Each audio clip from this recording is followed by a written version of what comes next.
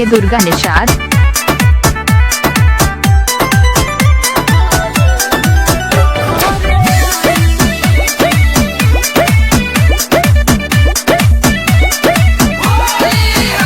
अरे होली में छुट्टी ना मिले धनी, सुना भइल बा बड़ मुश्किले धनी।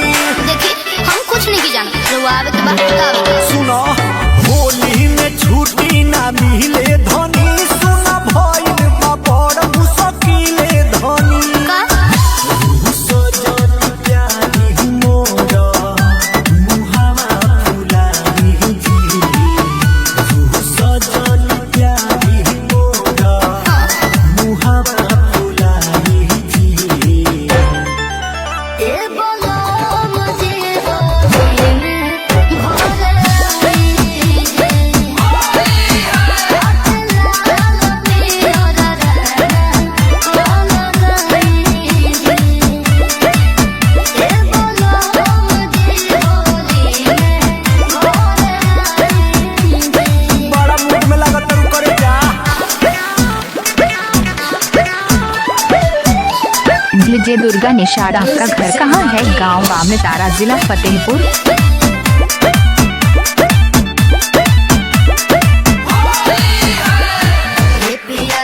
पिया जे मन हरसे, रंग बिना सुने हम रंग तरसे। हमरो मन व्याकुल बा, बाप ये करे जा। पिया जे मन हरसे, रंग बिना सुने हम रंग तरसे। सुना हो ये धनी हमरो के याद तोहरावता हो, बस पैसा ही दुनिया करावता हो। झूठ बोला था। मनवा थोर बड़ा जानी हमरो लुगाई जी, मनवा थोर बड़ा जानी हमरो लुगाई जी। काहे ना बोला? ए बोलो मुझे होली में भोले आई जे, लाल पियो रे कोन गई जे। ए बोलो मुझे होली में भोले आई जे। ए हसन बर्दाश्त करो ये सोना। डीजे दुर्गा निषाद की तरफ से हार्दिक शुभकामनाएं आपको सबको। हैप्पी होली।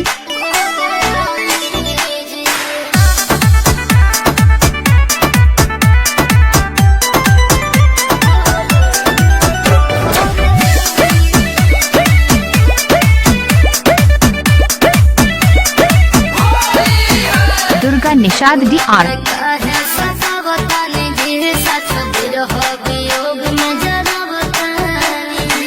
ऐसन काहे कहता काहे नहीं मानो? काहे सतावतानी जी, सच बिरह वियोग में जरवतानी। हे करे जा। असो भर तू मन के मना लो धनी, किंतु वह मुझसे रंग लगावा लो धनी।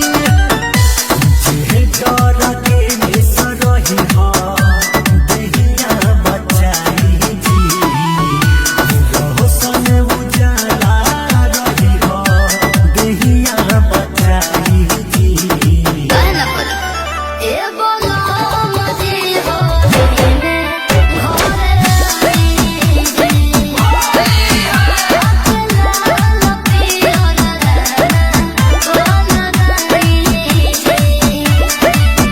ए बोलो मुझे होली में भोले आई जे। रोइबे घारे पगली। डीजे दुर्गा निषाद। गांव ब्राह्मण तारा, जिला फतेहपुर। इनका मोबाइल नंबर 8446017936।